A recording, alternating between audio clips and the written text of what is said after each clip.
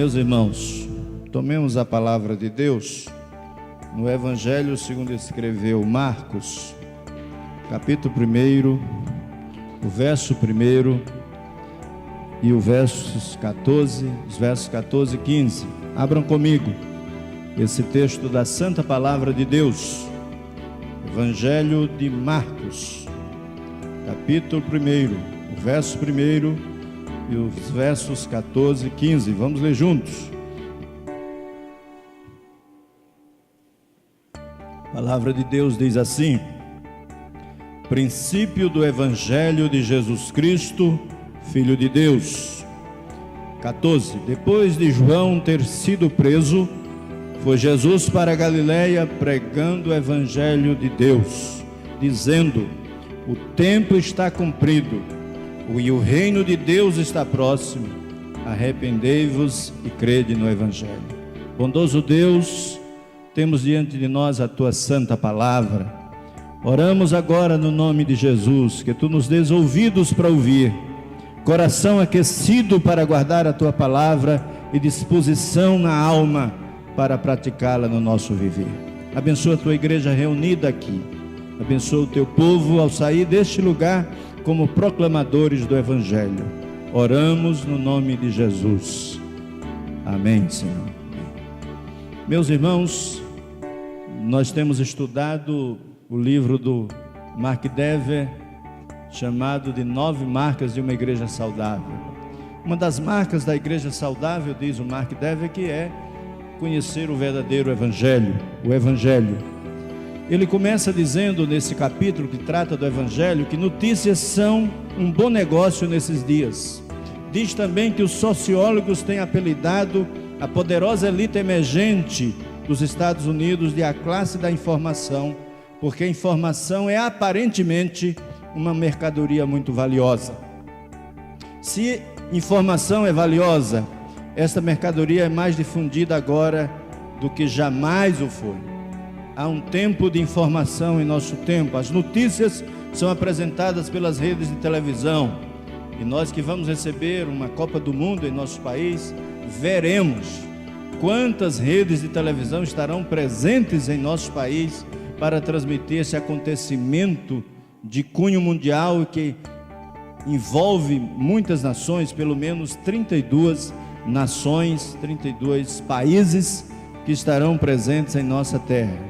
Por meio do radiodifusão ou cabo, as notícias são difundidas durante 24 horas pelos periódicos dedicados às notícias e pelos quase 12 mil jornais, isso sem falar na internet, que nesses dias permite que milhões de pessoas saibam de um fato antes que os principais jornais ou redes de televisão o noticiem em primeira mão.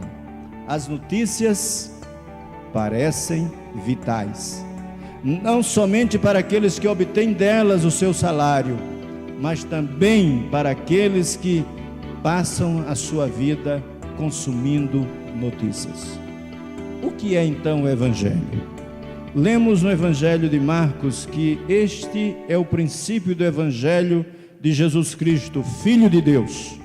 E por 3 vezes Marcos fala de Evangelho. De novo ele diz que Jesus foi para a Galileia pregando o Evangelho de Deus.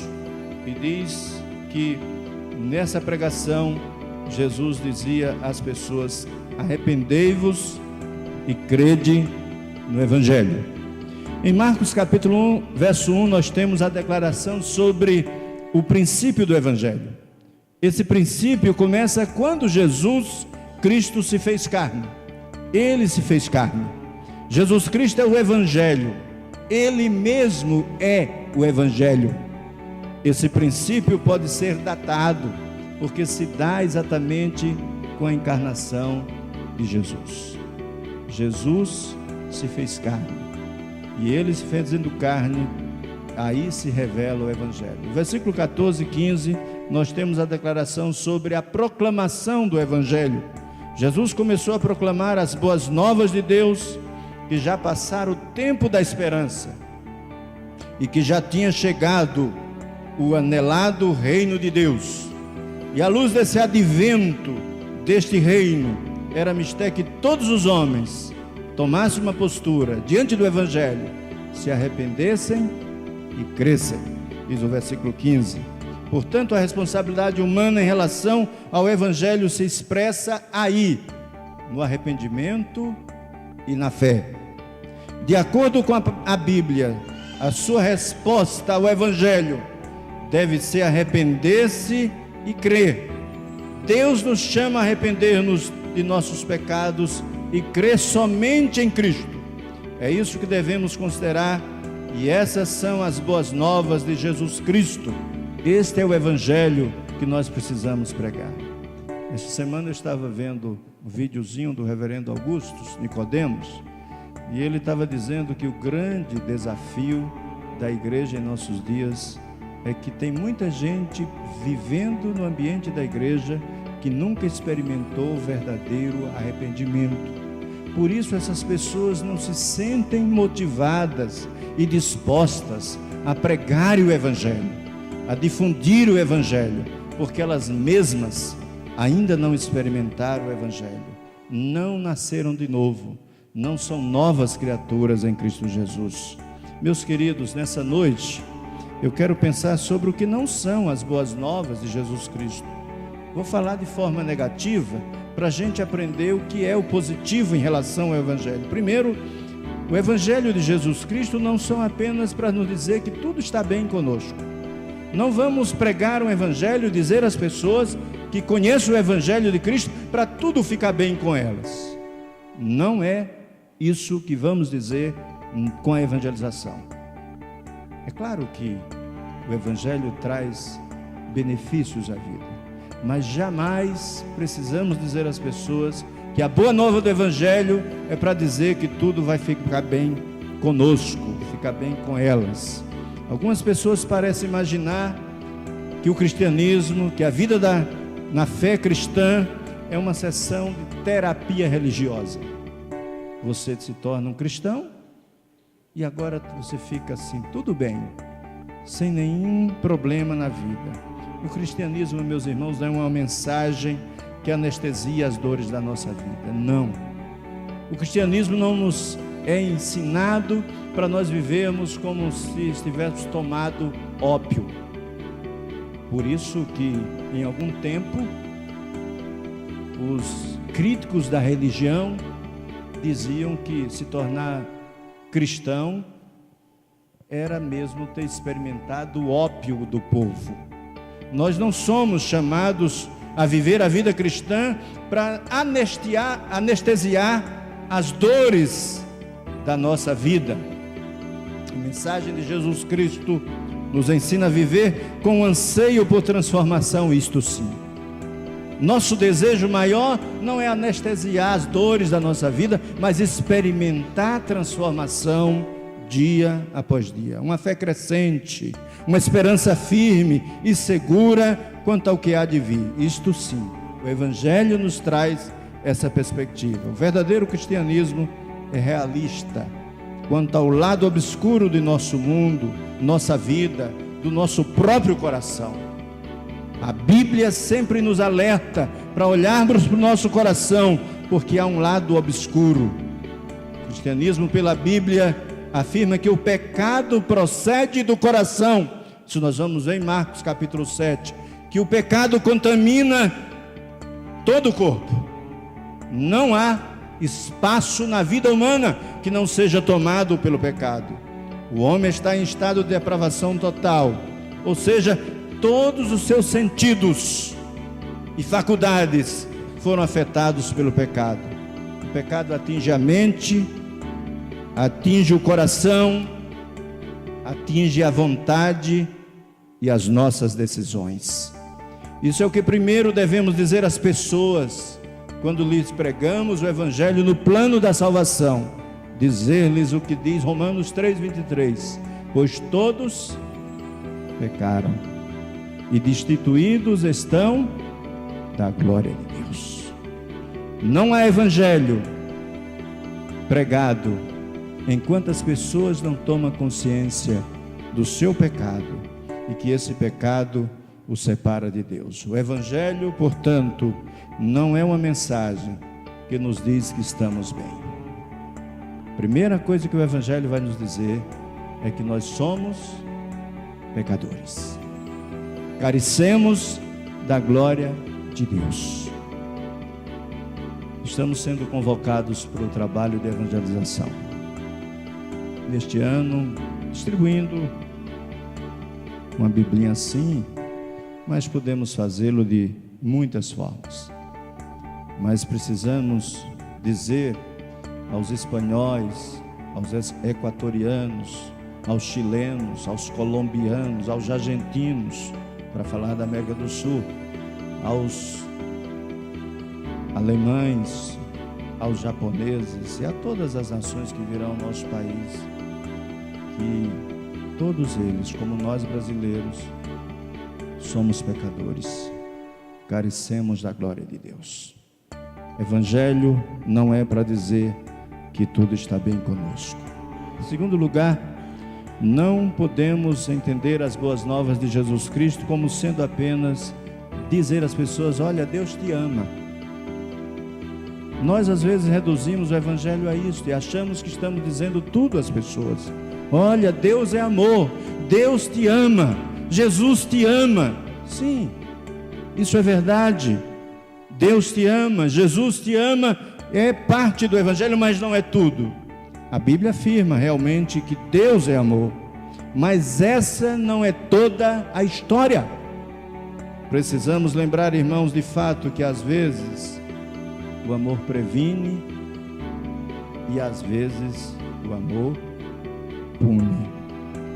Ontem eu ouvi uma música que dizia exatamente assim: o amor não castiga, o amor não agride. Sim, o amor não agride, mas o amor pune.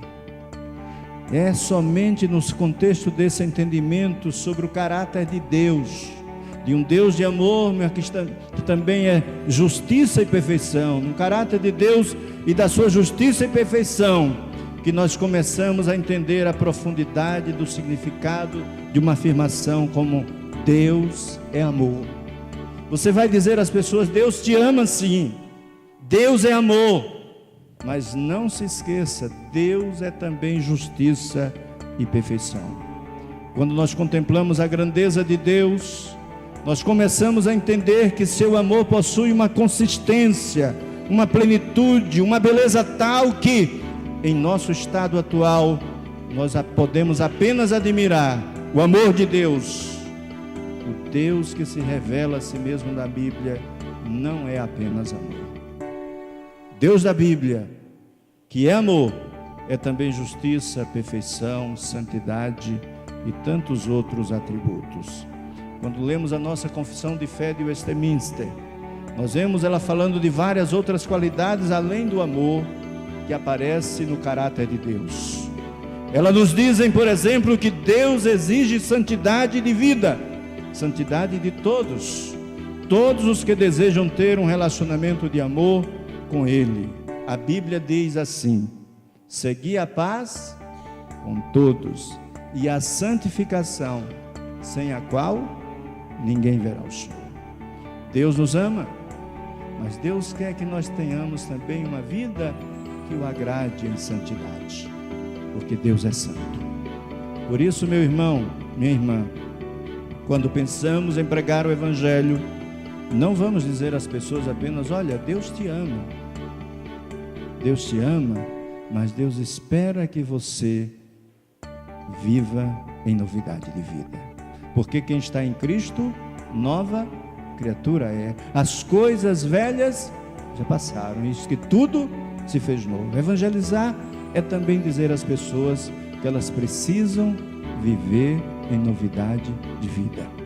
O Evangelho não é apenas a mensagem de que Deus é amor. Esta é a segunda coisa, segunda verdade que eu quero trazer ao seu coração nessa noite. O que não são as boas novas de Jesus Cristo. Primeiro, não são para dizer que tudo está bem conosco, porque nós somos pecadores. Segundo, não são para nos dizer que Deus é amor, porque Deus também é justiça e perfeição. Mas em terceiro lugar, podemos lembrar que o Evangelho não é para nos dizer que Jesus quer ser apenas o nosso amigo. Há muita gente dizendo isso às pessoas: olha, Jesus quer ser seu melhor amigo. Sim, Jesus quer ser seu melhor amigo, não duvidamos disso, mas não é somente isso. Quando pensamos em evangelização, nesse tempo, precisamos ter muito cuidado, porque de repente Jesus vai estar batendo no nosso ombro, dizendo assim: meu filho, não é só isso não, você precisa dizer mais, dizer a Ele também que eu quero ser amigo sim, mas o âmbito do ministério não é isto. O Evangelho tem sido apresentado para muita gente com a mensagem de que Jesus quer ser nosso amigo, ou de que Ele quer ser o nosso exemplo. O âmago do ministério de Cristo foi a sua morte na cruz, e no âmago dessa morte se encontra a certeza de que Deus está lidando de modo eficaz com as reivindicações do seu amor e da sua justiça. Foi cantado nessa noite aqui, aquele momento na cruz, quando Jesus clamou: Eloi, Eloi, lama sabachthani, que quer dizer: Deus meu, por que me desamparaste? O que estava acontecendo ali? Era exatamente o momento em que Jesus clamava, porque estava se dando o encontro do amor e da justiça de Deus sendo cobrados na pessoa de Jesus. Perceba, meus irmãos, Cristo não é apenas nosso amigo. Usar esse título como seu título supremo é o mesmo que está oferecendo a Ele um louvor débil, frágil, sem significado. Jesus não é apenas nosso amigo. Cristo é nosso amigo, mas Ele é muito mais do que isso. Por meio da sua morte na cruz, que Cristo se tornou o nosso Cordeiro imolado em nosso lugar. Cristo se tornou o nosso Redentor, aquele que fez a paz entre nós e Deus, aquele que tomou sobre si mesmo nossa culpa, aquele que conquistou nossos inimigos mortais e que apaziguou a ira merecida de Deus. Jesus é o nosso Cordeiro imolado. Foi isso que João disse ao vê-lo passar: eis o Cordeiro de Deus que tira o pecado do mundo. Ele é o nosso Cordeiro imolado, que apazigua a ira merecida de Deus. E muito dessa figura que eu estou usando aqui aparece reunida na magnificência da visão final do apóstolo João na ilha de Patmos, que também foi lembrado nessa noite aqui. Está em Apocalipse 5:9, quando encontramos lá a palavra dizendo: digno és de tomar o livro e de abrir-lhe os selos, porque foste morto e com teu sangue compraste para Deus os que procedem de toda a tribo, de toda a língua, de todo o povo e de toda a nação. O ato de Jesus na cruz foi um ato de comprar escravos do pecado para serem trazidos para o reino do Filho do seu amor. É neste ato que nós somos encontrados e passamos a viver o Evangelho. Meu irmão, minha irmã, não fique crendo num Evangelho que lhe diz que apenas Jesus é seu amigo, que Jesus é nosso amigo. Jesus é mais que isso. Jesus é o Cordeiro de Deus, que tira o pecado do mundo, o Cordeiro que foi imolado para que eu e você experimentássemos paz com Deus. O Evangelho não é apenas uma mensagem de que Jesus é o nosso amigo. Finalmente, olhando para os versículos 14 e 15 do texto lido há pouco, Marcos capítulo 1, nós encontramos uma expressão muito interessante e que nos lembra o que não são as boas novas de Jesus Cristo. Elas não são apenas que nós devemos viver uma vida correta. Evangelho não nos chama apenas para isso. Somos chamados para viver uma vida correta, mas não é somente isso. Um erro muito comum é essa ideia de que as boas novas da Bíblia nos dizem apenas que devemos começar a viver corretamente. Para muita gente, está no Evangelho porque a vida é uma vida correta. Faz tudo direitinho, paga as contas, não trai a sua mulher, nem trai o seu marido, vive uma vida correta, é uma pessoa que cumpre os seus compromissos. Então ele é um cristão, vive o Evangelho. Não, o Evangelho não é somente isto. A nossa resposta ao Evangelho deve ser arrepender-se e crer. E o que é arrependimento? Vem da palavra metanoia no grego, que quer dizer mudança completa do ser. Só recebeu o Evangelho quem experimentou uma mudança completa em seu ser. A vida tomou uma outra dimensão e vive por fé. Fé que quer dizer crer e descansar plenamente nas boas novas da salvação. Não fica pensando assim, eu vou fazer isso, senão Deus não me aceita. Eu quero, na verdade, fazer isso, aquilo, para Deus me receber. Não. Quem realmente crê no Evangelho se lança com fé nas boas novas da salvação plenamente e descansa de que agora tudo está feito. Foi isso que foi dito na cruz, está tudo consumado. Com frequência, meus irmãos, nós encontramos o arrependimento e a fé mencionados juntos no Novo Testamento. Quando Paulo reuniu os líderes da igreja em Éfeso, ele resumiu deste modo a mensagem que ele havia pregado. Está lá em Atos capítulo 20, verso 21, o seguinte: testificando tanto a judeus como a gregos o arrependimento para com Deus e a fé em nosso Senhor Jesus Cristo.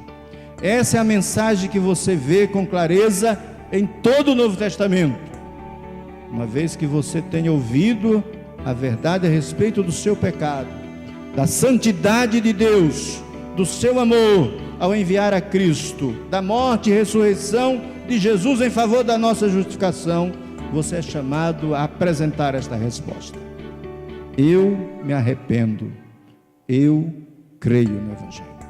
Se você entender a mensagem da salvação, sua resposta vai ser: eu me arrependo, eu creio, como Jesus disse aos que o ouviam: o tempo está cumprido, o reino de Deus está próximo, arrependei-vos e crede no Evangelho. Eu me arrependo, eu creio. Esta deve ser a resposta dada ao Evangelho. O Evangelho não pode ser apenas uma ideia de que nós devemos viver corretamente. Não. O Evangelho nos desafia a uma vida de arrependimento e de fé. Nessa noite, meu irmão, minha irmã, que ouvimos esta palavra de Deus, vamos voltar para os nossos lares. Vamos ter uma semana, vamos ter aí mais um mês, 2 meses, e até chegar o momento em que estaremos recebendo em nossa cidade, em nossa região, pessoas de diferentes lugares e os próprios que já vivem entre nós. O que nós vamos dizer para os nossos vizinhos, amigos, quando queremos pregar o Evangelho? Primeiro, não vamos dizer para eles que a partir do Evangelho tudo vai estar bem com eles, porque também está bem conosco. Não é essa a verdade do Evangelho. Isso acontece sim, mas vamos lembrar as pessoas que o pecado procede do coração, que o pecado estraga todas as áreas da nossa vida e que, portanto, o Evangelho tem o projeto final de desfazer as obras do pecado em nossas vidas, causar mudança, causar transformação. Em segundo lugar, não vamos dizer para as pessoas: olha, Deus é amor, Deus é tanto amor que Ele não vai deixar você de fora. Não vamos dizer isso. Vamos lembrar as pessoas que o pecado nos separa de Deus, nos separa do próximo, nos separa de nós mesmos. Deus tem seu caráter justo e perfeito. Deus não é apenas amor, Deus também é justiça e perfeição. Não vamos dizer às pessoas apenas que Jesus quer ser nosso amigo. Sim, Ele quer ser nosso amigo, mas não apenas isso. Vamos lembrar as pessoas que o pecado anestesia e calcifica o coração. Que Cristo é o Cordeiro que entregou a sua vida em nosso resgate, como diz Marcos 10, versículo 45. Porque o Filho do Homem veio para dar a sua vida em resgate de muitos. Ele veio morrer em nosso lugar, veio nos resgatar do poder das trevas. E finalmente, não diga às pessoas que elas devem viver corretamente, porque vivendo corretamente estão vivendo o Evangelho. Não, isso vai acontecer, mas não é isso que o Evangelho primariamente busca. O pecado nos conduz a viver de forma tortuosa. O que o Evangelho vai nos fazer é nos convidar ao arrependimento e à fé dia a dia. Cada dia eu me arrependo, cada dia eu creio mais, cada dia eu devo crescer no conhecimento e na graça de Jesus. Queria lhe lembrar, só Jesus pode livrar do pecado. Só o sangue de Jesus nos purifica de todo pecado. Que nessa noite, eu e você, meu irmão, ao sair deste lugar, tenhamos no coração a disposição de pregar o Evangelho como Jesus pregou, dizendo: arrependei-vos e crede no Evangelho.